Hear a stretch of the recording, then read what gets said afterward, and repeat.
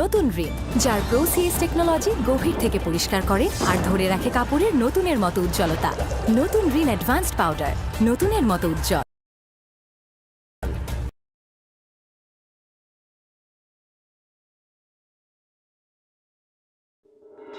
ক্ষমা করলেও কখনো আগের মতো যে হয় না সেটা এখন আমি জানি।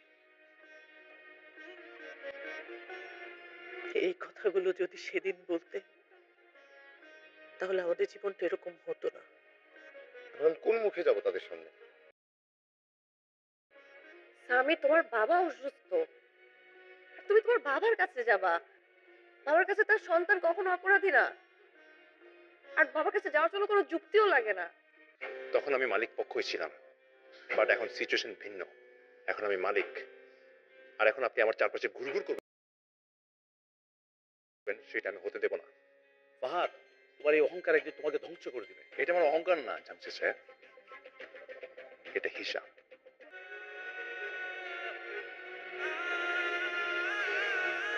কান্দনের দিন শেষ।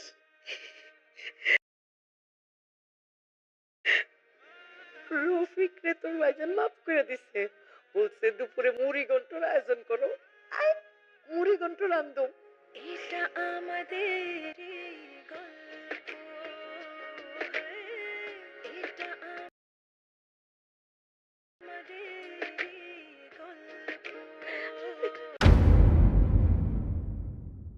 বড়মার হাত ধরে মাথা নামালো ফাহাদ, কিন্তু ঠিক সেই মুহূর্তে অন্য ঘরে মেহরিন বলছে, কাল কোর্টে যাচ্ছি। একদিকে ক্ষমার দরজা খুলেছে, অন্যদিকে যুদ্ধের তলোয়ার বেরিয়ে আসছে, আর মাঝখানে অসুস্থ বিছানায় শুয়ে মামা জানতে পারলেন সেই সত্য, জানলে বুক ভেঙে যায়। এই পর্বের শেষ দৃশ্যে এমন একটি টুইস্ট আছে যা দেখে আপনি স্ক্রিনের সামনে স্তব্ধ হয়ে বসে থাকবেন। আসসালামু আলাইকুম প্রিয় বন্ধুরা, কেমন আছেন সবাই? আশা করি মহান আল্লাহর অশেষ রহমতে সবাই ভালো আছেন, সুস্থ আছেন এবং পরিবার পরিজন নিয়ে সুখে আছেন। আজকে আমরা আবার একসাথে বসেছি আপনাদের প্রিয় নাটকের নতুন একটি পর্ব নিয়ে আলোচনা করতে। হ্যাঁ বন্ধুরা, আপনারা যারা গত পর্ব থেকে অধীর আগ্রহে অপেক্ষা করেছিলেন, আজকে তাদের সেই অপেক্ষার পালা শেষ হতে চলেছে। কারণ আজকের এই ভিডিওতে আমি আপনাদের সামনে তুলে ধরছি এই নাটকের ৪৫তম পর্বের সম্পূর্ণ ঘটনা প্রবাহ। এবং বিশ্বাস করুন বন্ধুরা, এই পর্বটি এতটাই নাটকীয়, এতটাই আবেগময়, এতটাই রোমাঞ্চকর যে আপনারা পুরো ভিডিওটি দেখার পর একটি কথাই বলবেন, এই নাটকের লেখক সত্যি অসাধারণ প্রতিভাবান একজন মানুষ। তাহলে বন্ধুরা আর দেরি না করে চলুন শুরু করা যাক। তবে শুরু করার আগে একটাই অনুরোধ, ভিডিওটির একটি সেকেন্ডও স্কিপ করবে না, কারণ প্রতিটি মুহূর্ত এমন কিছু তথ্য আমি আপনাদের সামনে উপস্থাপন করব যা মিস করলে পুরো গল্পের সুতোটাই হারিয়ে ফেলবেন। আর হ্যাঁ, একদম শেষের দিকে আমি এমন একটি টুইস্ট শেয়ার করব যা শুনে আপনি নিজেই নিজের কানকে বিশ্বাস করতে পারবেন না। তাই ধৈর্য ধরুন, মনোযোগ দিয়ে দেখতে থাকুন। বন্ধুরা, 44 নাম্বার পর্বের শেষ দৃশ্যে আমরা কেউই ভুলতে পারিনি। মনে আছে সেই মুহূর্তের কথা? বড়মা, যিনি স্ট্রোকের পর হাসপাতালের বিছানায় শুয়েছিলেন, দুর্বল শরীরে, ক্লান্ত চোখে, তিনি রাফিককে ক্ষমা করে দিলেন, বললেন একসাথে মুড়িঘণ্ট খাওয়ার কথা। সেই দৃশ্যটা দেখে আমাদের অনেকের চোখে জল এসে গিয়েছিল। একজন মানুষ যখন মৃত্যুর দরজায় দাঁড়িয়ে থাকে, ক্ষমার হাত বাড়িয়ে দেন, তখন বুঝতে পারা যায় এই পৃথিবীতে ভালোবাসার শক্তি কতটা বড়। রাগ, অভিমান, কষ্ট সব কিছু ছাপিয়ে যায় সেই অপার ভালোবাসায়। কিন্তু বন্ধুরা, পরিবারের একদিকে যখন ক্ষমা আর মিলনের এই সুন্দর দৃশ্য তৈরি হচ্ছিল, ঠিক তখনই সেই সময় অন্যদিকে জ্বলে উঠেছিল সংঘাতের আগুন। সায়রা আর ফাহাদের মধ্যে যে যুদ্ধটা শুরু হয়েছে, সেটা কোনো ছোটোখাটো মনোমালিন্য নয়, এটা একটা পূর্ণমাত্রার যুদ্ধ। এটা এমন এক যুদ্ধ যেখানে জেতার চেয়ে হারবার পরিমাণটাই বেশি। তাহলে বন্ধুরা, এই যুদ্ধের পরিণতিটা কি হবে? ৪৫ নম্বর পর্বে আমরা দেখব সেই যুদ্ধের পরিণাম। এবং বলে রাখি, এই পর্বের প্রতিটি দৃশ্যে, প্রতিটি সংলাপে, প্রতিটি মুহূর্তে আপনাকে একটার পর একটা ধাক্কা দিতে থাকবে। প্রথমেই আসা যাক ফাহাদের প্রসঙ্গে। বন্ধুরা, ফাহাদ চরিত্রটি নিয়ে এই নাটকের শুরু থেকে একটা রহস্য ছিল। সে কি আসলেই ততটা খারাপ যতটা আমরা ভাবি, নাকি তার ভিতরেও কোথাও না কোথাও ক্ষতের দাগ আছে, যা থেকে এই রাগ, এই প্রতিশোধের নেশা জন্ম নিয়েছে? ৪৪ নম্বর পর্বে সায়রা সরাসরি ফাহাদের অফিসে গিয়ে সে হুমকি দিয়ে এসেছিল। সেটা ফাহাদের কাছে কোনো সাধারণ ঘটনা ছিল না, সে সেটাকে নিয়েছিল একটা ব্যক্তিগত চ্যালেঞ্জ হিসাবে। এবং ফাহাদ এমন এমন একজন মানুষ যে কোনো চ্যালেঞ্জকে সরাসরি গ্রহণ করে। 45 নম্বর পর্বে একদম শুরু থেকে আমরা দেখতে পাই ফাহাদ তার অফিসের বড় কাচের জানালার সামনে দাঁড়িয়ে আছে। বাইরে তখন বৃষ্টি পড়ছে, শহরের ব্যস্ত রাস্তায় গাড়ি আলো ঝিকিমিকি করছে, কিন্তু ফাহাদের চোখে কোনো রোমান্টিকতা নেই, আর চোখে শুধু একটাই দৃষ্টি, শীতল, গভীর এবং বিপজ্জনক। সে ফোন হাতে নিয়ে একটা নাম্বার ডায়াল করে। অপর প্রান্তে আসে ফাহাদ মৃদু গলায় বলে, সময় এসেছে, এই কাগজগুলো তৈরি রাখো, আগামীকাল থেকে আমরা মাঠে নামবো।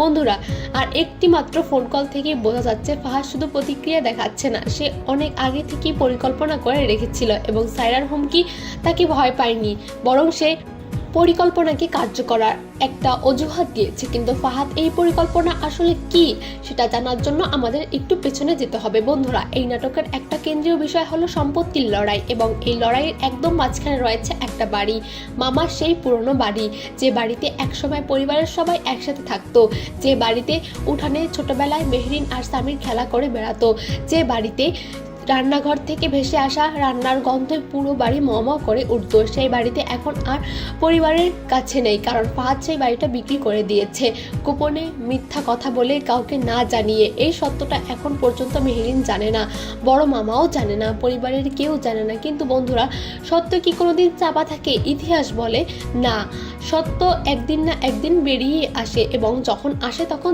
ঝড়ের মতো আসে, আর সব কিছু উলটপালট হয়ে যায়। 45 নম্বর পর্বে সেই ঝড় আসতে চলেছে। পর্বের দ্বিতীয় দৃশ্যে আমরা দেখতে পাই মেহরিনকে। মেহরিন একটা পুরানো ফটো অ্যালবাম নিয়ে বসে আছে, তার চোখে নস্টালজিয়া, একটার পর একটা ছবি উল্টাচ্ছে সেই পুরনো বাড়ির ছবি, পরিবারের সবার হাসি মাখা মুখের ছবি, ছোটবেলার স্মৃতি। হঠাৎ তার ফোনে একটা বার্তা আসে। বন্ধুরা, সেই বার্তা কে পাঠিয়েছে সেটা এই মুহূর্তে বলছি না, কারণ সেটা বললে একটা বড় সারপ্রাইজ নষ্ট হয়ে যাবে। কিন্তু এতটুকু বলতে পারি, সেই বার্তাটা পড়ার পর মেহরিনের মুখের রং পাল্টে যায়, তার হাত কাঁপতে শুরু করে এবং সে ধীরে ধীরে উঠে দাঁড়ায়। তার চোখে তখন একটাই দৃষ্টি, সে শুধু কষ্টের নয়, সেটা কষ্ট আর সংকল্পের মিশ্রণ, এমন একটা দৃষ্টি যা বলছে এবার সে আর চুপ থাকবে না। বন্ধুরা, এদিকে সামিরের গল্পটা একটু আলাদা। সামির এখন একটা ভীষণ কঠিন পরিস্থিতিতে আছে। একদিকে তার অসুস্থ বাবা গ্রামে একা পড়ে আছেন, অন্যদিকে মেহরিনের সাথে তার সম্পর্কের ফাটল ধরেছে, এবং মাঝখানে অফিসের চাপ, পারিবারিক জটিলতা, সব মিলিয়ে সামির যেন একটা চোরাবালিতে আটকে গেছে। 45 নম্বর পর্বে সামির গ্রামে যাওয়ার দৃশ্যটা অসাধারণ নাটকীয়ভাবে উপস্থাপন করা হয়েছে। সে বাস স্টেশনে দাঁড়িয়ে আছে, তার হাতে একটা ব্যাগ, মুখে চিন্তার ছাপ, বসে আছে, উঠতে হবে। ঠিক সেই মুহূর্তে তার ফোনে মেহরিনের নাম্বার থেকে কল আসে। সামির একটু ইতস্তত করে, তারপর ফোনটা ধরে। মেহরিন জিজ্ঞাসা করে, তুমি কোথায়? সামির বলে, বাস স্টেশনে, বাবার কাছে যাচ্ছি। একটু চুপ থাকে মেহরিন, তারপর বলে, আমিও যাব। সামির অবাক হয়ে যায়। মেহরিন বলে, আমি 5 মিনিটে পৌঁছাচ্ছি, বাস ধরিও না। এই একটি দৃশ্য বন্ধুরা, মেহরিন আর সামিরের সম্পর্কে একটা নতুন মাত্রা তৈরি করা হলো। সব রাগ, সব অভিমান, সব দূরত্ব মুহূর্তের মধ্যে যেন গলে গেল।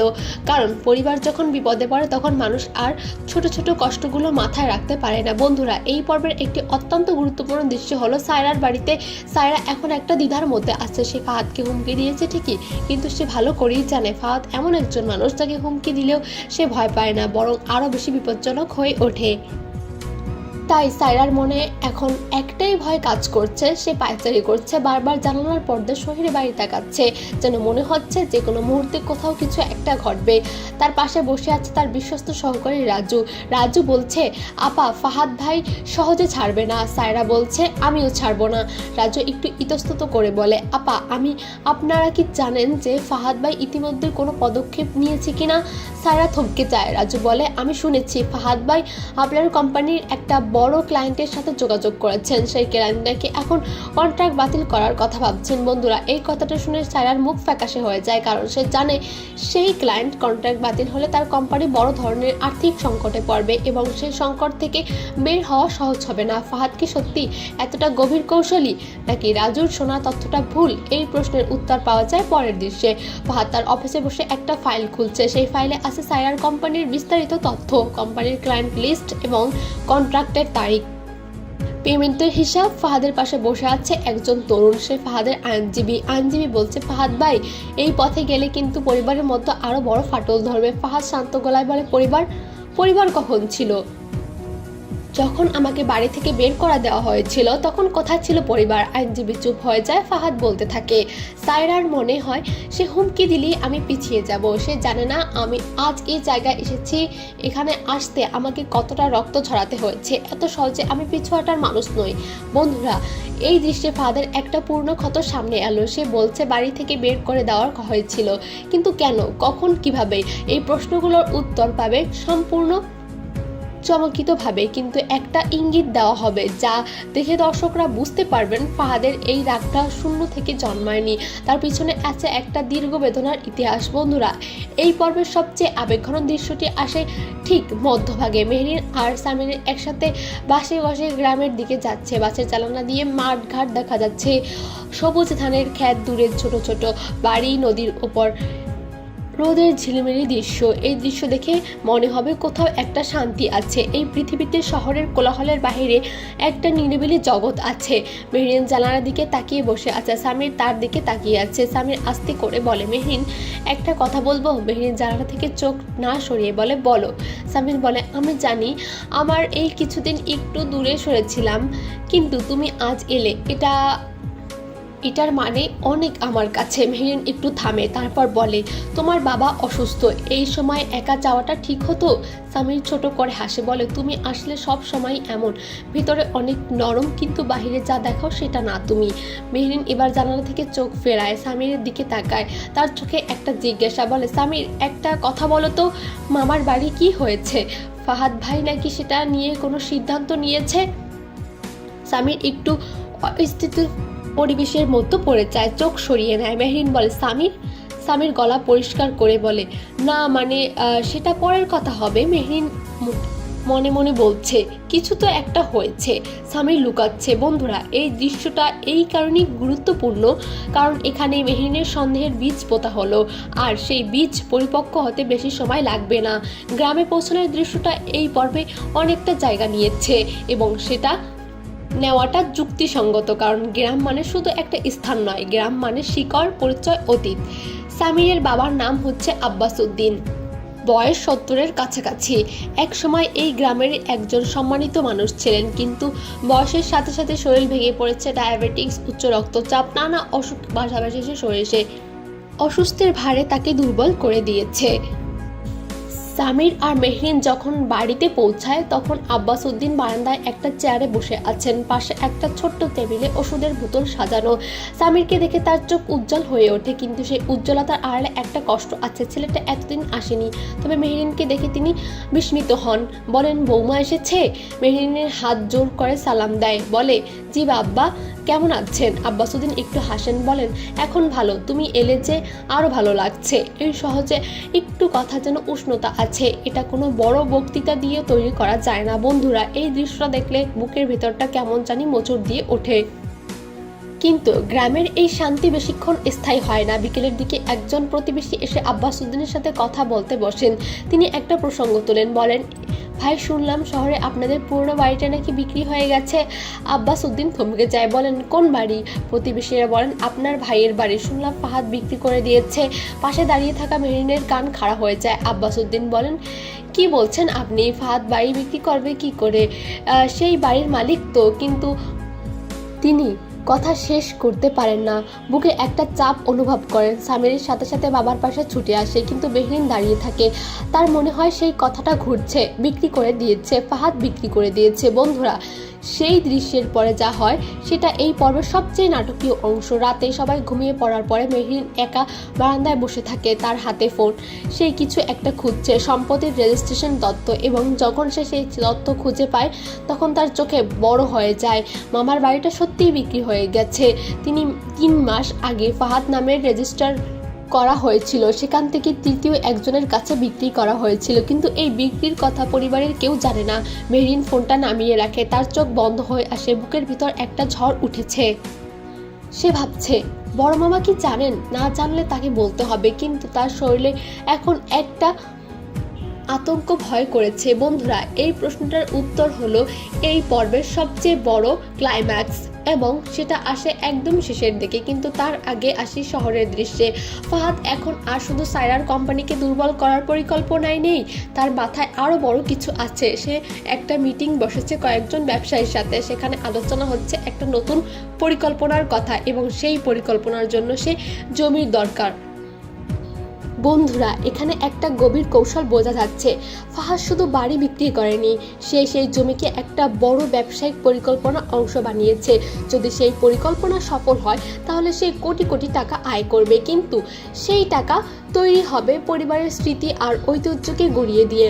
মিটিং শেষে ফাহাদ বেরিয়ে আসে, তার চোখে একটা তৃপ্তির ভাব। সে মনে করছে সব কিছু পরিকল্পনা মতো যাচ্ছে, কিন্তু বন্ধুরা সে জানে না অনেক দূরে একটা গ্রামের বারান্দায় বসা একজন মেয়ে সব পরিকল্পনা উল্টে দেওয়ার সংকল্প নিয়েছে। পরের দিন সকালে মেহরিন ঘুম থেকে ওঠার আগেই সামির উঠে গেছে। বাবাকে ওষুধ খাওয়াচ্ছে, ডাক্তার ডাকতে হবে কিনা সে ভাবছে।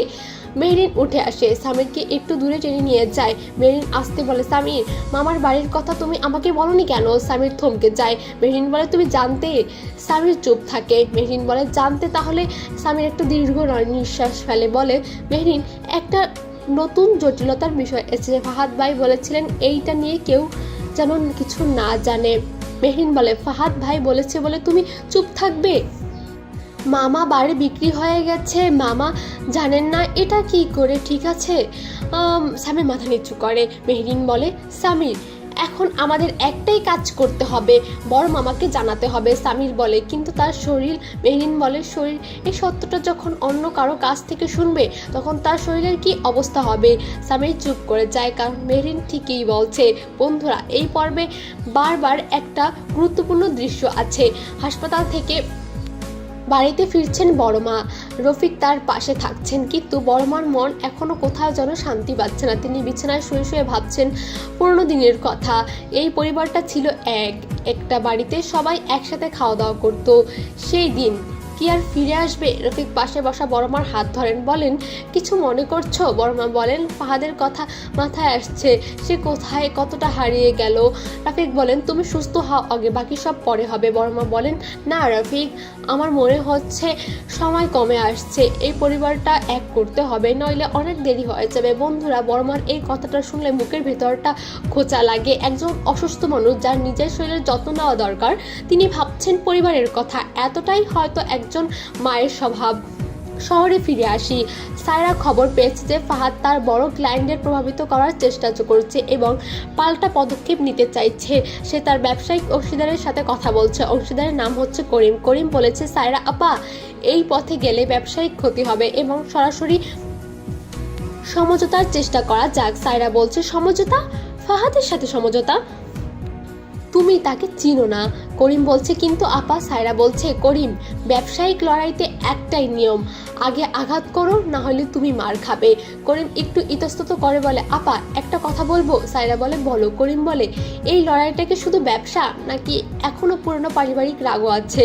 সায়রা থমকে যায়। করিম বলে, যদি দ্বিতীয়টি হয় তাহলে বলবো ব্যক্তিগত রাগ দিয়ে ব্যবসায়িক সিদ্ধান্ত নিলে সেটা ভুল হয়। সায়রা কিছু বলে না, কিন্তু তার মুখের ভাব বলছে করিম ভুল বলেনি। বন্ধুরা, এই পর্বের মাঝামাঝি একটা ফ্ল্যাশব্যাক দৃশ্য আসছে, একটা অত্যন্ত গুরুত্বপূর্ণ। আমরা দেখতে পাই অনেক বছর আগে একটা দৃশ্য, একটা বাড়ি বাহিরে রাত, একজন তরুণ বেরিয়ে আসছে, তার হাতে একটা ব্যাগ। সে পিছনের দিকে তাকায়। বাড়ির দরজায় দাঁড়িয়ে আছে পরিবারের একটি মুখটা পরিষ্কার দেখা যাচ্ছে না, কিন্তু সেই মানুষটা বলছে আর ফিরে আসবে না। তরুণটি একটু দাঁড়িয়ে থাকে, তারপর হাঁটতে শুরু করে, রাতের অন্ধকারে মিলিয়ে যায়। বন্ধুরা, সেই তরুণ ফাহাদ।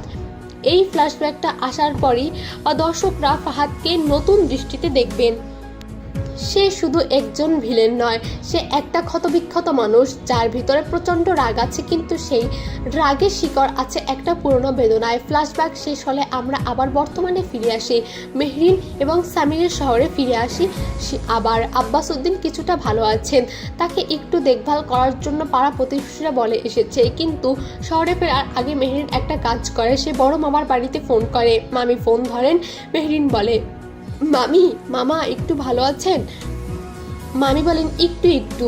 কেন কেন, কি হয়েছে? মেহরিন বলে, মামি আমি আসলে মামার সাথে একটু কথা বলতে চাই, কিন্তু সরাসরি না, মানে তাকে আগে থেকে একটু তৈরি করতে হবে। মামি থমকান, তারপর বলেন, মেহরিন কি হয়েছে বলো আমাকে। মেহরিন একটু চুপ করে থাকে, তারপর বলে, মামা বাড়ির কথা। মামি বলেন, মামার বাড়ি?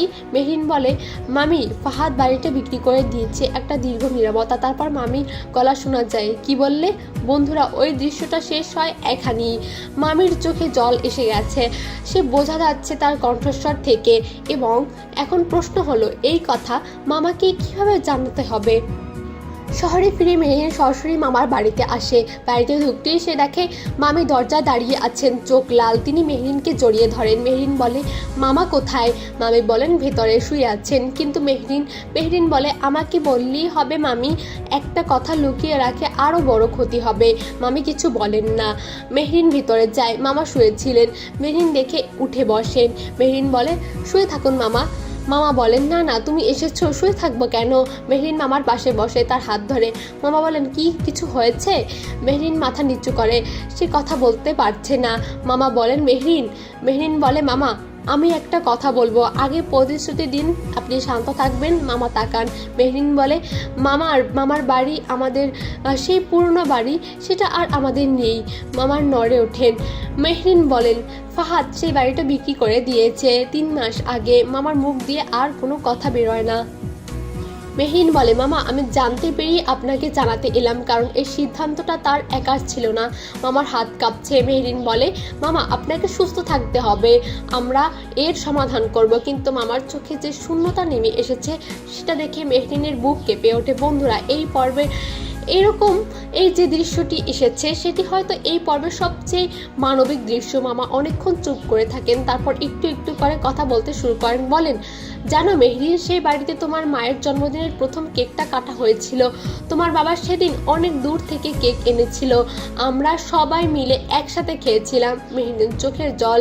মামা বলেন, সেই বাড়ির রান্নাঘরে তোমার দাদা প্রতি ঈদে সেমাই রান্না করতেন, এত সুন্দর গন্ধ বের হতো যে পুরো পাড়া যেন সেই গন্ধে মমা করতো। আজ ঈদ। এরপর মামা থামেন, বলেন, সেই বাড়িটা শুধু একটা ইট পাথরের স্থাপনা ছিল না মেহরিন, সেটা ছিল আমাদের পরিচয়, আমাদের ইতিহাস। মেহরিন বলে, আমি জানি মামা। মামা বলেন, আর ফাহাদ সেটা বিক্রি করে দিল মিথ্যা কথা বলে, গোপনে? মেহরিন চুপ করে থাকে। মামা বলেন, কেন? তার কি এতটাই দরকার ছিল? মেহরিন বলে, মামা ফাহাদ ভাই কেন এটা করেছে সেটা আমি জানি না, কিন্তু যা হয়েছে তার জন্য আমরা সবাই সমান দায়ী, কারণ আমরা কেউ তাকে বুঝতে চাইনি। মামা একটু অবাক হয়ে মেহরিন দিকে তাকান। মেহরিন বলে, রাগ দিয়ে ফাহাদ ভাইকে আর বোঝানো যাবে না, তিনি হয়তো ভালোবাসা দিয়ে বুঝতে চাইবে। বন্ধুরা মেহরিনের এই কথাটা শুনে আমি নিজেই একটু থমকে দিয়ে গেলাম। কতটা পরিপক্ক একজন মানুষ হলে এই কথাটা বলতে পারে। সেই মানুষটা তার পরিবারের সাথে বিশ্বাসঘাতকতা করেছে, তার জন্য সে ভালোবাসার কথা বলছে। এটাই হতো এই নাটকের আসল বার্তা। সংঘাত দিয়ে কোনো সমস্যার সমাধান হয় না, সমাধান আসে বোঝার মাধ্যমে, ক্ষমার মাধ্যমে।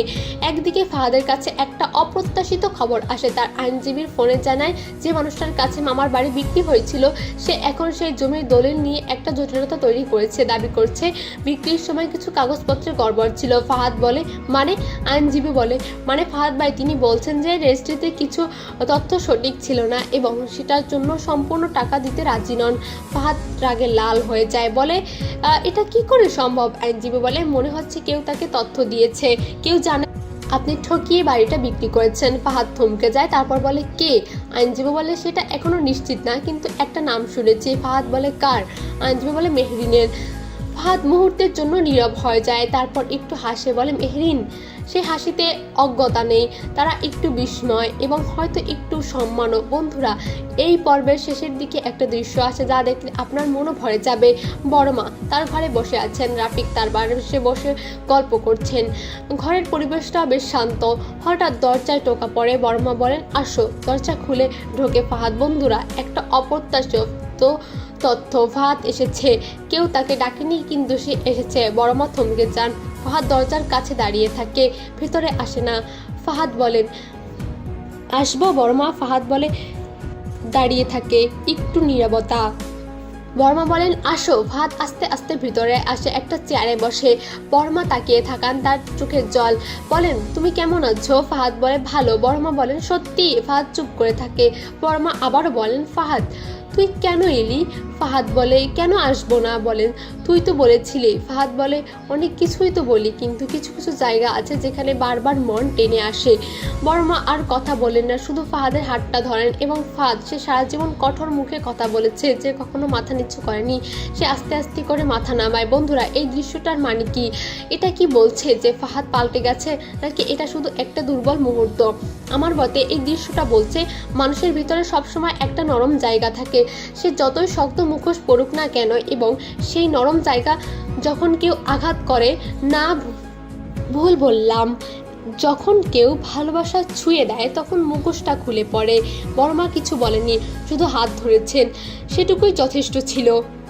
কিন্তু বন্ধুরা এই আবেগময় দৃশ্যের পরই আসে সেই মুহূর্ত যার কথা আমি ভিডিওটির শুরু থেকেই বলে আসছিলাম, সেই বড় টুইস্ট। পর্বের একদম শেষ দৃশ্যে আমরা দেখি মেহরিন ফোন কারোর সাথে কথা বলছে। সে বলছে হ্যাঁ কাগজপত্র তৈরি করো, আমরা কাল কোর্টে যাচ্ছি। অপর প্রান্ত থেকে বলা হচ্ছে কিন্তু মেহরিন, এতে ফাহাদ ভাইয়ের ব্যবসা আইনি ঝামেলায় পড়বে। মেহরিন বলছে জানি, কিন্তু বাড়িটা ফিরিয়ে আনতে হবে, যে করি হোক। এরপর ফোন রেখে দেয় মেহরিন। সে জানালার কাছে তাকায়, বাইরে শহর আলো জ্বলছে, গাড়ির শব্দ আসছে, তার মুখে একটা শান্ত দৃঢ় ভাব, এবং ক্যামেরার দিক ধীরে ধীরে সরে আসে। পর্দায় ভেসে ওঠে পরের পর্বে কি হবে।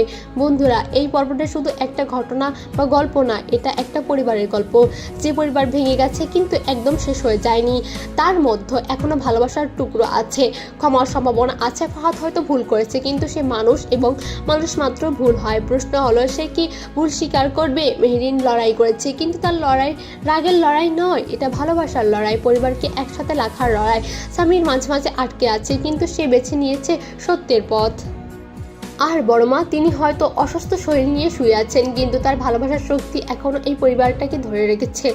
এই চারটি মানুষের গল্প মিলিয়ে এই নাটক, এবং আগামী পর্বে এই চারটি সুতো একসাথে মিলিত হবে। প্রিয় বন্ধুরা আজকের এই দীর্ঘ আলোচনায় ৪৫ নম্বর পর্বের পুরো ঘটনা প্রবাহটা দেখলাম ফাহাদের শীতল পরিকল্পনা, এবং সেই পরিকল্পনার পিছনে লুকিয়ে থাকা একটা পুরনো ব্যথার গল্প। দেখলাম মেহরিনের সাহস, যে সত্যকে সামনে আনতে ভয় পায়নি। দেখলাম সামিরের দ্বিধা, শেষমেশ সঠিক পথে হাঁটার সিদ্ধান্ত। দেখলাম বড়মার ভালোবাসা, যে ভালোবাসা দিয়ে তিনি ফাহাদের মনের দরজাটা একটু ফাঁক করে দিলেন, এবং সবশেষে দেখলাম সেই টুইস্ট, মেহরিনের আইনি লড়াই। এখন আপনাদের কাছে প্রশ্ন একটাই, আপনারা কি মনে করেন ফাহাদ কি সত্যি পাল্টাতে পারবে? বড়মা কি সত্যি হাত ধরার ভিতর থেকে কোনো পরিবর্তন আনবে, নাকি সে আবার শক্ত হয়ে যাবে? এবং মেহরিনের আইনি লড়াই, সেটা কি সফল হবে? মামার বাড়ি কি পরিবারের কাছে ফিরে আসবে? আপনার মূল্যবান মতামত অবশ্যই কমেন্টে জানান, এবং অবশ্যই জানান আপনি বাংলাদেশের কোন জেলা থেকে আমাদের এই ভিডিওটি দেখছেন। প্রতিটি কমেন্টই আমাদের কাছে অনেক অনুপ্রেরণার। নাটকটির পরবর্তী পর্ব ইউটিউব এর সিনেমা ওয়ার্ল্ড চ্যানেলে আগামী বুধবার দুপুর ঠিক 12টায় আপলোড করা হবে। এই মুহূর্তে যদি এখনও সাবস্ক্রাইব না করে থাকেন তাহলে এখনই সাবস্ক্রাইব করুন এবং বেল আইকনটা চেপে রাখুন, যাতে নতুন পর্বের নোটিফিকেশন সবার আগে আপনার কাছে পৌঁছায়।